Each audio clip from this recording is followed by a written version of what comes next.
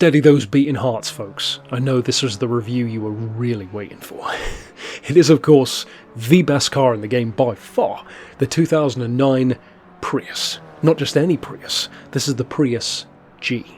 And what a beast this thing is. In fact, you don't have to take my word for it, just see me out on the track here taking on genuine supercars, overtaking Veyrons and SLRs and 911 GT3 RSs all over the place. The Prius is a car which is a curious one to bring back in Gran Turismo, and of course we are reviewing it because this is a returning car, technically, after not being featured in GT Sport, understandably so. What's only barely more understandable is that it would be featured in this game, and I think this is one of those cars that was kind of included maybe for the meme of having it in the game.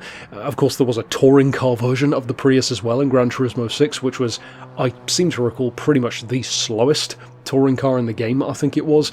It's still a car that could have some use in a kind of sleeper sort of way, and if it's anything like Gran Turismo used to be, certain vehicles like the Tesla or the Fisker Karma could actually be quite good in the lower point level classes, because with those electric vehicles, for example, the top speed wouldn't change that much even when you reduce the power. It would affect the acceleration but not the top end performance, so they were still quite quick, down around like 350, 400 points. This one, of course, is not very high to begin with. 373 is extremely low, and it's only got 120 horsepower, which, to be fair, is probably still more than you'd be expecting it to have. It weighs 1,350 kilos, which isn't too bad, given the battery packs, etc. of a hybrid, and of course it's front engine, front wheel drive. The gearbox is completely untunable, you put it in drive and you go, and that's it. Obviously fuel economy doesn't really matter in terms of the real world sense in a game, because it's racing fuel economy, so you kind of need the performance to match the pit stops, otherwise it's a bit pointless. The price tag is gracefully very low,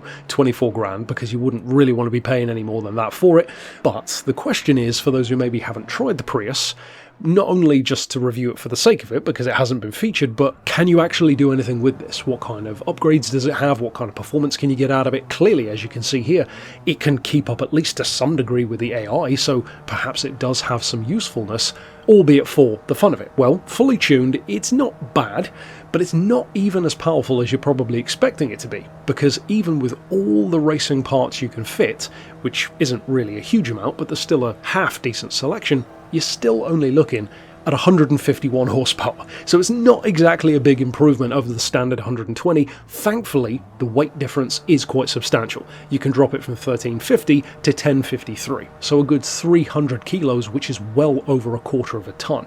That's not bad. If you can get a front-wheel drive chassis that weighs barely over 1,000 kilos, aka 1 metric ton, then if nothing else, it should be good through corners.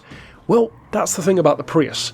It's okay through corners. It doesn't really have any saving grace. There's nothing special about this car, but it kind of makes sense because, to some degree, even when you put all the racing parts on it, it's still just a Prius, and there's only so much you can do with certain machines in terms of making them better. Yes, you can technically make it quick enough to overtake a bunch of supercars and hypercars here on the track, as I'm proving, but even then I still didn't win the race.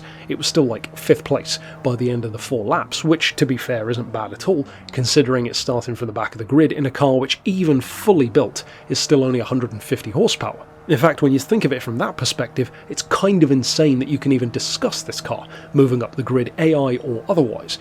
Now, in terms of the point level, that is quite a drastic jump, I will say, given how much the horsepower doesn't increase by, and the weight, although lower, sure, you wouldn't necessarily, I wouldn't think at least, expect it to jump up by quite this much, but it really does. 373 is the standard amount. You're probably thinking it would jump up to maybe 450, maybe 460 with sports tyres, maybe higher with racing tyres. Well, the one that I've got here has sports hards, and it's over 500 points, which is just ridiculous. Now, to be fair to the car, it clearly does have enough pace to justify that kind of point level, but I really do wish that they'd left this car as kind of a hidden meme vehicle, because it already is a joke, we know that, but So many players, I suspect, have never bought this car, or even if they own it, never used it, never tuned it, because A, you can just totally forget that it's even in the game to begin with, but B, why would you need to remember that it's in the game? It's not like you're ever going to really need it for anything,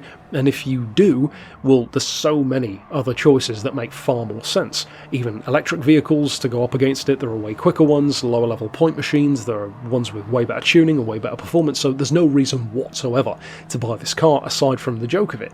I wish they'd have leaned into that, and I kind of get why they didn't, because it would have been a bit disingenuous to the point system, but I do wish that this car had a bit of like a glitched point level, wherein you could do all of this to it and make it this quick, but then it wasn't 500 points. It kind of had like a point level cap almost to prevent it from going over 400 or something, and of course that wouldn't really work because it would end up being such an OP machine for the lower classes that everyone would end up knowing about it, so I get why they didn't do it, plus it would undermine the whole point system, but I do kind of wish that we could have that. That's more the kind of thing that you would have seen in an older racing game, back when the rules weren't quite so sturdy, in older Gran Turismo games, even when the cars were far too heavy or far too powerful. Take the Gillette Vertigo as a prime example, like a 900 horsepower version of a car which never had that kind of power, but we allowed it and we enjoyed it.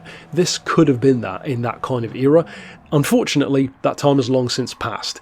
The long and the short of it is, of course there's no reason for you to buy this car. The performance is completely unremarkable, even the handling isn't really that great. It's fine. It's not bad, but it's not great either. It has a lot of torque steer. If you really want to get the most use out of it, it's probably mostly down to the tyres really. If you keep it down on the comforts instead of sports even, then you can get the point level much more reasonable, because who in their right mind is going to use this thing at the 500 point level against any real person? I do not know. Maybe if you're a super good driver, like there's that infamous story of Schumacher taking a Renault Scenic around Monaco and just flying past supercars. So of course a good driver can make anything quick, or Sabine Schmidt in the Transit van, but this one doesn't quite reach that level in this game. It's quick, yeah, I guess. No, it isn't. It feels like a bit of a missed opportunity, because they've got it in the game, but they've given it no leeway whatsoever. They've treated the car very harshly compared to everything else, because not only can you not do much to it, but the point level is strangely high as well. It almost feels like the Red Bull Junior syndrome from Gran Turismo 6, where the point level was just stupidly high, given how quick it actually was. But that's it for my thoughts. Of course it's a ridiculous car. There's bound to be someone out there, usually I'm this kind of person, who does love using this thing and just gets so much use out of it. I would love to hear about that. What do you use it for? What point level? What kind of event? Do you have like thousands of miles on your Prius for no apparent reason? I'd love to hear about that, and of course I'll see you in future with more reviews, but for now, thanks for watching.